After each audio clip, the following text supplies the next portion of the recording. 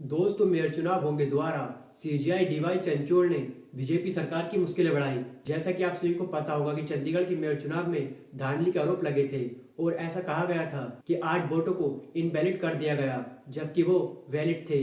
और अब इसी पर सुप्रीम कोर्ट के जज सीजीआई डीवाई चंचोल ने काफी बड़ा फैसला सुना दिया है और खुद इलेक्शन कमिश्नर अनिल मसी ने इस बात को माना कि उन्होंने जानबूझकर 8 वोटों को इनवैलिड किया था और वो लोकतंत्र की हत्या करते पाए गए हैं। इसके बाद सीजीआई ने इलेक्शन को लेकर काफी बड़ी बातें कही और सीजीआई ने यह भी कहा जब चंडीगढ़ के मेयर चुनाव होंगे तो वहां पर सुप्रीम कोर्ट का एक जज जाएगा और वो पूरी जांच करने के बाद ये तय करेगा कि कौन जीता है और कौन हारा है। लेकिन जिस तरीके से चुनाव आयोग ने काम किया है ये बहुत ज्यादा शर्मसार है और हमारे लोकतंत्र की हत्या ऐसे ही की जाती है।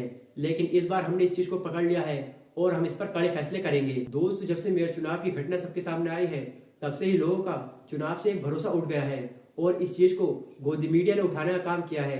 गोदी मीडिया ने किस तरीके से कहा था कि मेयर चुनाव में कोई गड़बड़ी नहीं हुई थी, वहां पर कांग्रेस पार्टी झूठे आरोप लगा रही है और आम आदमी पार्टी भी बीजेपी के ऊपर झूठे आरोप लगा रही है ताकि वो दोबारा सिलेक्शन करा सके। लेकिन अब इस बात को खुद इलेक्शन कमिश्नर ने मान लिया है। अब इस पर गोदी मीडिया क्या करती है ये भी देखने वाली बात होगी। फिलहाल हम आपको वो वीडियो दिखाते हैं जहाँ पर सीजीआई ने इस मामले का फैसला सुनाया था।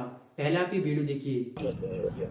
जैसे ही वो सर हुआ उसके बाद इमीडिएटली आप पार्टी के एक काउंसलर मनोहर और प्रेमलता आए। उन्होंने, मैंने ये बोला कि इतना 12 और 16 8 हुआ है, वो आए और उन्होंने आके सारे बैलेट पेपर को स्नैच करके भागने लगे और उनको डिस्ट्रॉय करने लगे, फाड़ा।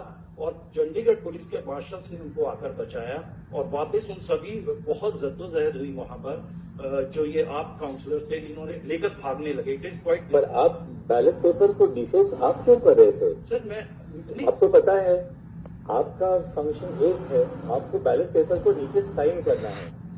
साइन कर सकते हैं आप, हर एक बैलेट पेपर को साइन करना है, पर आप ऐसा क्यों कर रहे थे कि कोई चुने हुए बैलेट को आप उस पर आप अपना कहते हैं आप टिक लगा रहे हैं या आप क्रॉस लगा रहे हैं, आप वो क्यों कर रहे हैं? सर वो आप बताइए कौन से रूल के तहत आपको ये पावर दी गई है कि आप बैलेट पेपर पे अपना चिन्ह आप लगाएं?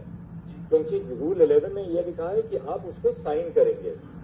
साइन करने के अलावा आपको कौन से रूल में ये कौन से रूल में यह प्रावधान है कि आप उसमें अपना कुछ या एक्स या टिक या कुछ भी जो आप लगा सकते हैं? आपको कहाँ पावर है वो? तो दोस्तों, आपने देखा है किस तरीके से सीजीआई ने पूरी बात का पता लगाने के बाद इस फैसले को सुनाया है और उन्होंने ये भी कहा है कि आगे ऐसा ना हो पाए ये इलेक्शन कमीशन ध्यान रखे।